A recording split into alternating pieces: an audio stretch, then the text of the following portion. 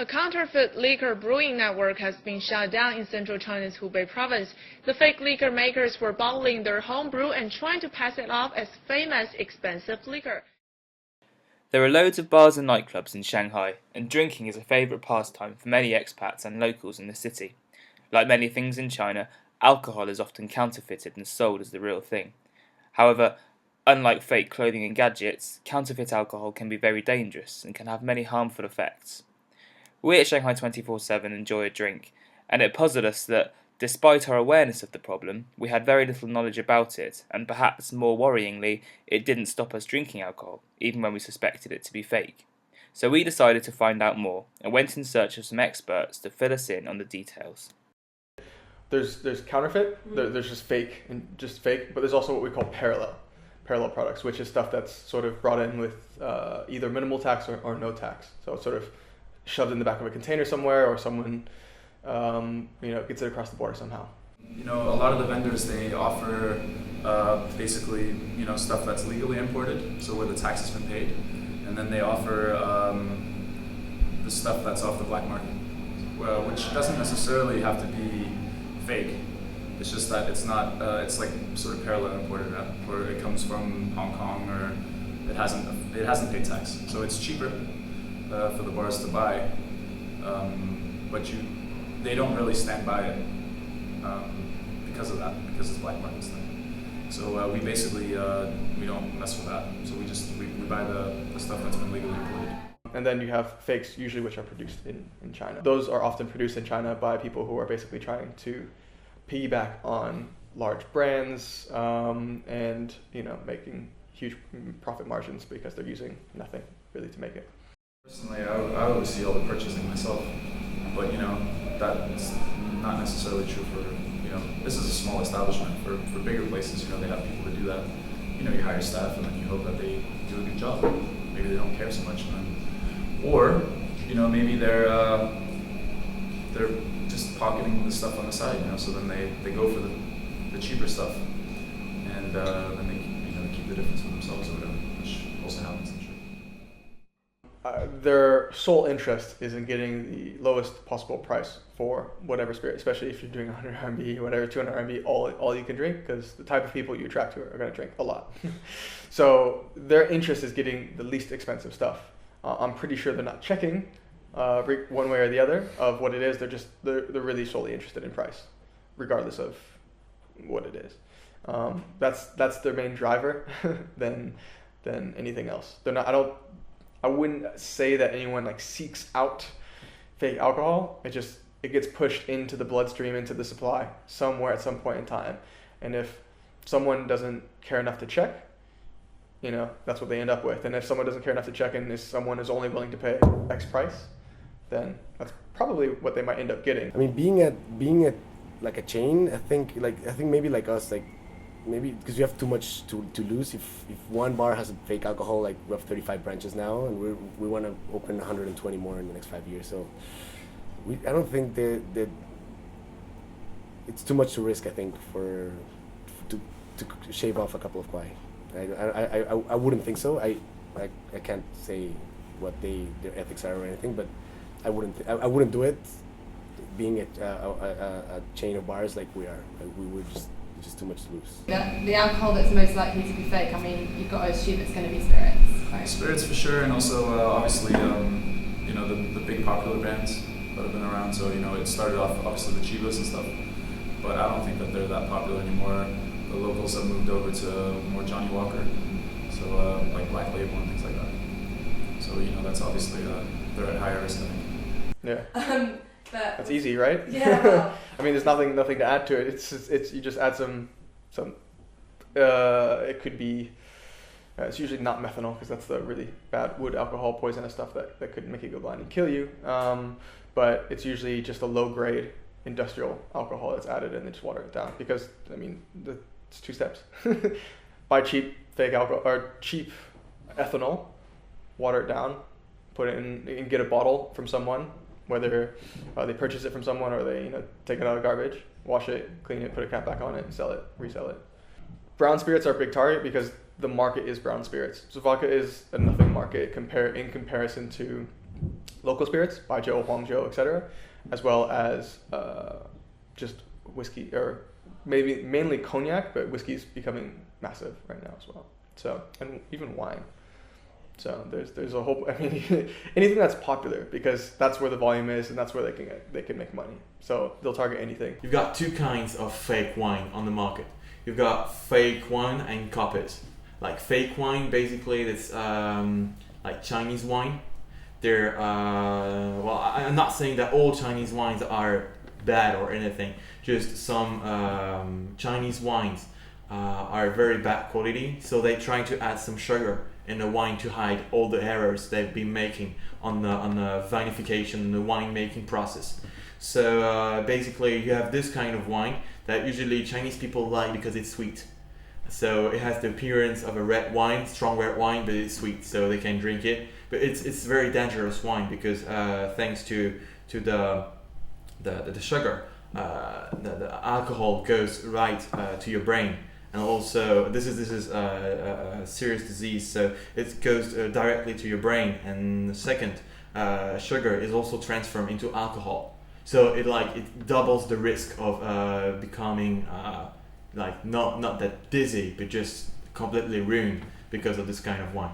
But it's a small frange of wine. But about fake wines, I've been hearing not only, but still a big figures. It's 70-100% of wine are fake. Sorry, so in China, 70%. 70%. 70, like 70. Of Chinese-made wines. No, of wines in China. Of all wines of in all China. wines in China are fake. China. Yeah, you can find this on the Bartman reports. It's maybe it's not fake wine. Maybe they're just taking a low grade wine and refilling a bottle of. Yeah. I think I heard once one restaurant claiming they sold however many thousands of bottles of per month, throughout the year, 2,000, 3,000, and we don't produce that much in a year. So how's that possible? There have been a lot of scandals in China about faking Chateau Lafite, really, or also Mouton Rothschild, which are very, very famous red wine from Bordeaux. So yeah, there are a lot of mistakes. Well, not mistakes, but copies. The one last thing about brands too is they change the bottles every now and then, and they're pretty aware of this. Some of the larger companies are aware, who are large targets, will change their bottles every couple of years. Sometimes they add. What a lot of them are doing is adding tracking numbers, because they ship to certain regions. They put a tracking number. It's only for the region. And this is more to track the parallels and where the bottles are coming from and going, the legitimate ones, as well as the reused or bottles. So they'll track them that way, so that if these bottles pop up, they scan the code or they enter the number into their computer, then they can find out where it came from or where it should have come from, and why it's there, where the source was basically. So you can see basically it's getting tighter and tighter and tighter, and there are more effective ways people are using to sort of counter this sort of thing. But again, it's going to take a little while. We heard that if you shake a bottle of whiskey then turn it upside down, you can tell if it's real if one large bubble appears in the bottom.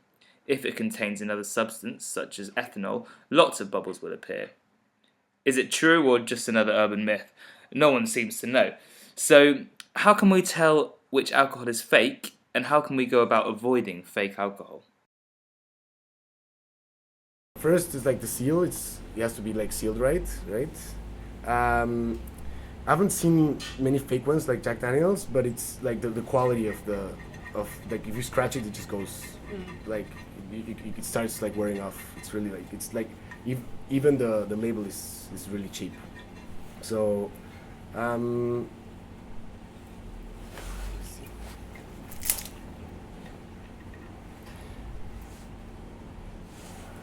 mean, you can smell it, you can try it. It's just smells real. It's like it tastes real, and it's usually the labels like the when they're really, really cheap, and also sometimes they have like spelling mistakes.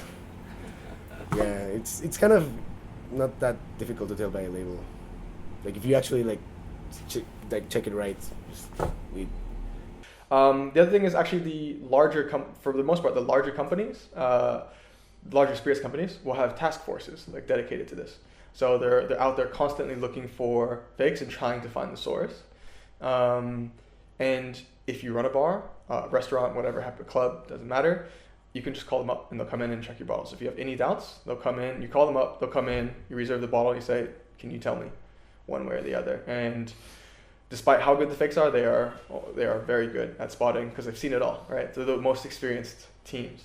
So they've seen it all and they're the ones who can tell you good, bad, or otherwise, you know? So there are teams basically that work for spirits companies that do this. And sometimes they do just go into their larger accounts to check, make sure that it's the right thing for a number of reasons. One, they obviously don't want their brands getting diluted because of fake products.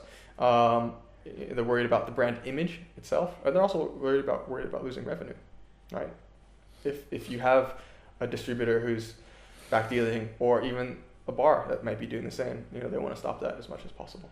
So you can call them up if you have any doubts. You check the back labels, and there is no portable scientific test, unfortunately. But those are the ways that are most common, I think, in China to sort of detect and find the bottles. Well, what you can do maybe is just take the bottle, check behind, and normally on the label there is a small piece sticker with the importer.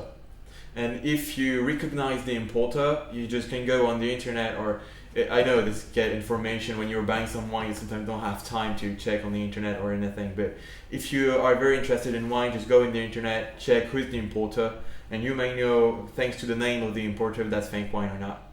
So this is for imported wine. And then for Chinese wines, they are very good Chinese wines. So it's very difficult, just check at the label. If there is a problem on the label, there is a problem in the wine for sure.